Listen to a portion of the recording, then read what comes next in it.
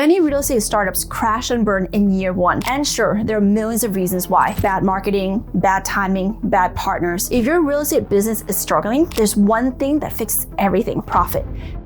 Today, I'm going to break down something that, if you get right, will take your business further than anything else you're doing right now. I talk to investors, syndicators, guys trying to do big things, and almost none of them focus on the thing that actually matters. They obsess over acquisitions, they brag about asset management fee, they flex about how many units they control. But they miss the point. Profit is the game. Profit is the scoreboard. Profit is when all your work, raising your money, closing deals, running properties actually turn into money you keep. Not acquisition fees, that's just a signing bonus. Not the asset management fees, that's just a salary. And how do I know how to generate profits? Simple. In the last 6 years, I went from zero to over 400 million in multifamily real estate. Thousands of doors acquired, millions exited, 45.2 million to be exact. There are only 4 crucial pillars that create profit. Miss one and you may not notice right away, but eventually cracks form, stress builds, and collapse can follow. Before we dive into the 4 pillars that hold up a truly resilient multifamily investment, there's a story you need to hear. In the heart of Manhattan, one of the most advanced skyscrapers ever built was hiding a deadly secret, endangering thousands of lives. From the outside, it looked flawless, but inside, one overlooked weakness almost brought it all crashing down. This is a story of Citigroup Center, and a perfect warning for why the strength of anything, whether it's building or an investment, always depends on parts you don't see. When Citigroup Center was built in 1970, it was hailed as an engineering marvel, a skyscraper perched on stilts to protect a small historical church at its base. To pull this off, engineers had to carefully coordinate multiple critical systems: the central core, the mid-side stilts, the chevron bracing for wind and gravity load, and even tuned mass damper to control sway. Each element was vital. Even if one component was overlooked, the entire structure would be at risk. And that's exactly what happened. A small change, bolting the chevrons instead of welding them, compounded by an overlooked stress factor, quartering winds, almost doomed the entire tower. One minor seeming flaw threatened to collapse a skyscraper into Manhattan streets, endangering thousands of lives. It didn't matter how strong the rest of the building was. Failure in just one system could have brought down everything. Now, why do I bring this up? Because multifamily investments are built exactly the same way. A truly profitable, resilient multifamily investment doesn't stand on one or even 2 pillars. It requires all 4 critical components working together, each one just as important as the other. If one pillar is missing or weakened, the entire investment risks structural failure, whether that's underperformance, cash flow collapse, or even total loss. Many investors obsess over just the first pillar, but neglect the other 3, assuming they'll just hold up. But the truth is, all 4 pillars must be rock solid and working in concert. Otherwise, it's like removing the welding from the skyscraper and hoping it still stands in a storm. In the next section, we're going to break down what these 4 essential pillars are, why each one is critical, how they interact, and why ignoring even one is a risk you can't afford to take. When you first learn how to scuba dive, the very first thing you're taught isn't how to explore shipwrecks or swim with dolphins. It's simply how to breathe underwater. Sounds obvious, right? Almost too basic, but it's the foundation of everything else. Without mastering this first principle, nothing else matters. The same is true for multifamily investing. Nearly every mentor, book, course spends a huge amount of time here because what you buy is the first thing, the most intuitive step to understand. It's where your journey begins. For us, the Kitti Sisters, mastering our buy box has been a journey, one that shaped how we grew from our early deals to the portfolio where we manage today. When we first started, we bought assets like Regency Oaks, a C-class property in a secondary market. The price looked attractive. On paper, it felt like a bargain, but the reality was different. Higher operational risk, tougher tenant bases, and constant challenge that squeezed cash flow and eroded upside. Every gain was a hard-fought battle. Contrast that with another one of our properties, an A-class asset in a prime, fast-growing market. At that property, the strength was baked in from the beginning. Stronger tenant demand, high rent resilience, better surrounding economics, institutional-grade buyers waiting at the exit. Because we bought in the right location, at the right price, with the right fundamentals, the growth came faster and smoother. Not because we got lucky, but because the buy box was defined, disciplined, and strategic. Today, our buy box is laser-focused. We focus on prime assets in emerging cities that have opportunity for long-term value appreciation. We focus on markets with population growth, job creation, and business expansion, where demand is baked into the future. We buy at prices that leave room for organic appreciation and non-physical value creation, not heavy lifting renovation required in older, distressed C-class deals. It's not about finding good deal in a vacuum. Mastering the buy box is like mastering the first underwater breath. It feels basic at first, but it's what everything else builds upon. And while getting this first pillar right is essential, it's only the beginning. Because to survive and thrive in multifamily investing, especially especially in today's environment, you'll need more than just a great first step. In fact, I argue that you can still fail, just like the Citicorp Center almost did, if you only focus on this first pillar. Every beginner starts here and most stop here, and that might just be their fatal flaw. Yet even getting this right, finding the perfect property, only sets the stage for the next deeper challenge, the capital stack. Finding the right deal, defining your buy box is where the journey begins, but the next step is where many investors get tripped up, because even the perfect asset can become a sinking ship if not funded correctly. That's why the second pillar is the capital stack. The capital stack isn't just about raising money, it's about matching the right type of capital to the right type of business plan. And equally important, matching the timing of your financing to the realities of your project. This includes big decisions like, should you lock in fixed rate debt with predictable interest rate, even if it comes with a longer term than your actual business plan? Or should you use floating rate debt, purchase a rate cap to protect against spikes, and keep your exit strategy more flexible? Each option can be right depending on the asset, hold strategy, and market environment. It's the same with leverage. Should you maximize leverage by amplifying returns during the growth cycle, or stay conservative to weather volatility and downturns? And extends beyond closing capital. How much equity do you really need to raise upfront? How much working capital and reserves should you hold? Not if you need it, but when you need it. When we first got started, I was naive. On one deal, we actually turned down and returned extra capital that investors wanted to place with us. At the time, we thought we'd already raised enough money. What we didn't anticipate was how rapidly the interest rate environment could shift and how expensive it would become to operate in this new reality. A few months later, we started staring down a much tighter cash position and just realized that extra $300,000 we pass on would have gone a very long way. It got even more painful when it came to our rate cap. Initially, we paid around $500,000 for a 2-year rate cap at 1% to 1.5% the second year. But when those 2 years expired, just as rates were spiking, a replacement cap cost over nearly $1 million at a 3% strike. Had we purchased a 3-year or even a 5-year cap up front, we would have locked in our protection and saved a fortune. A lot of the so-called gurus out there are doing a massive disservice to new investors by making it sound like these multi-million-dollar complexes will somehow run themselves on autopilot. Let me be clear, that is the furthest thing from the truth. A dear friend of ours taught us early on that this business, at its core, is all about operations. But here's a big clarification we want to make. Operational excellence does not mean Nan and I are working the leasing office ourselves or fixing leaky toilets. Operational excellence is about building the right team to do the right work and actually leading them effectively. We focus heavily on the Pareto principle, the idea that 80% of the results come from 20% of the effort. That's why we live by the 3 Ds: delegate, delete, and dominate. As leaders, our role isn't to get trapped in the day by day. It's to be visionaries, to see 3, 5, or even 8 moves ahead. Just like a good friend recently told us, you guys are playing chess 5 to 8 moves ahead of everyone else. And that's not by accident, it's by design.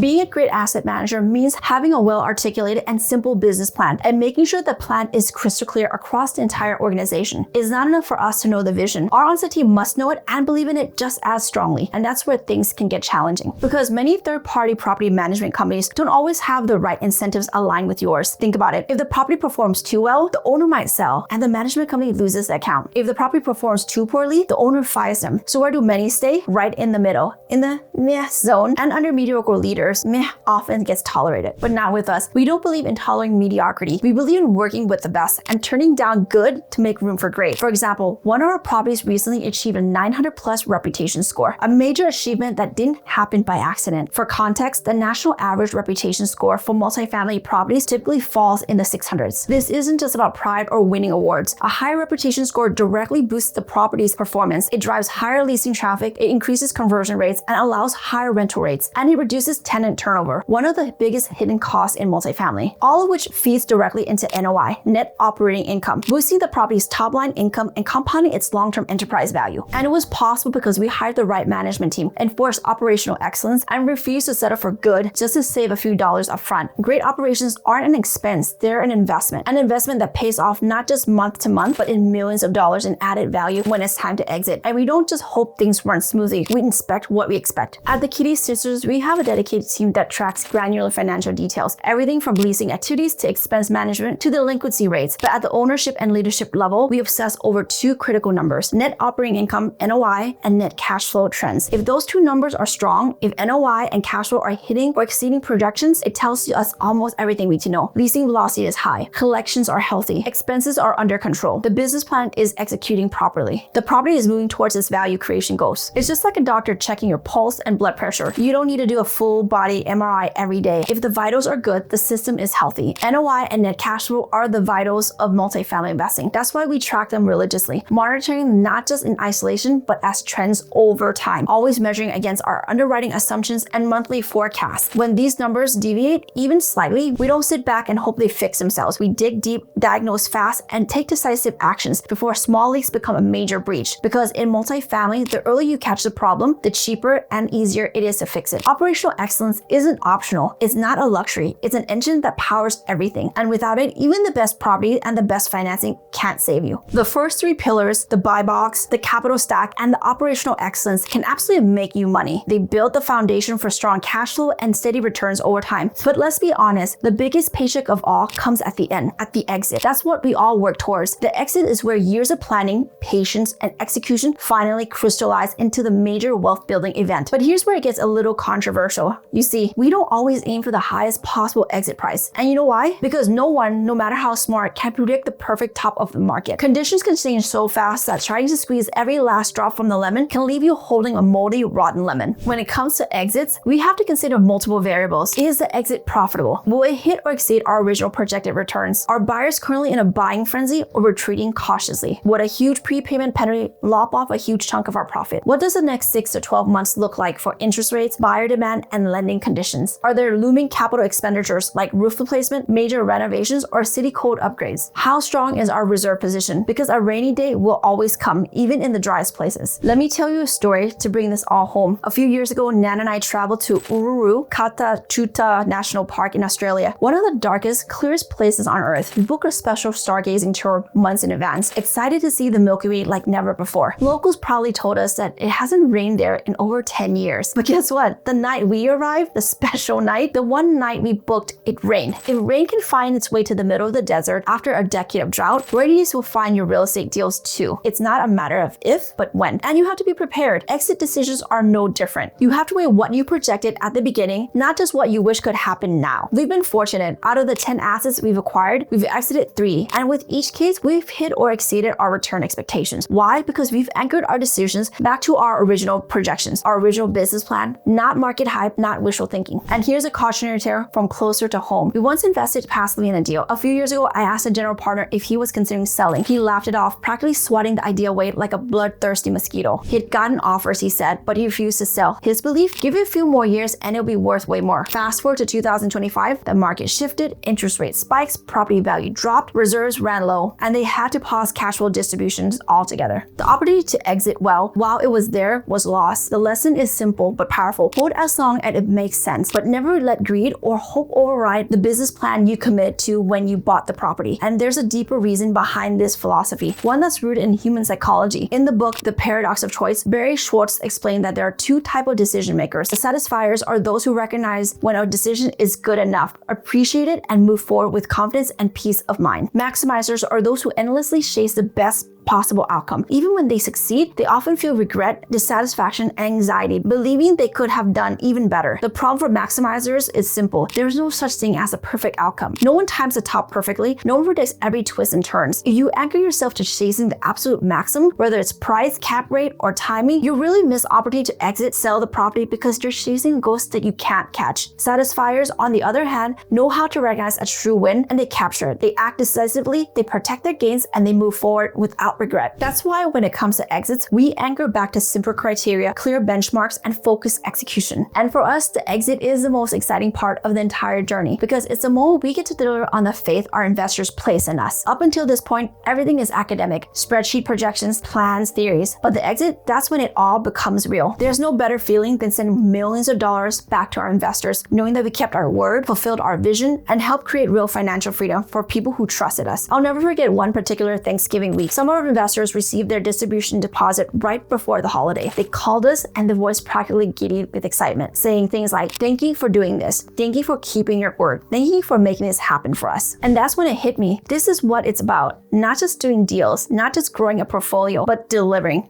Winning. And here's the truth, your family deserves the best, but they can only have it if you're willing to become the best. And I'm not talking about being better than anyone else. I'm talking about being the best in your lane, in your business, in your category, period. And how do you measure that? Profit. If you want to win, stack profits. Now, if you want to learn how to make money during the economic crash instead of getting crushed by it, I'll see you in the next video.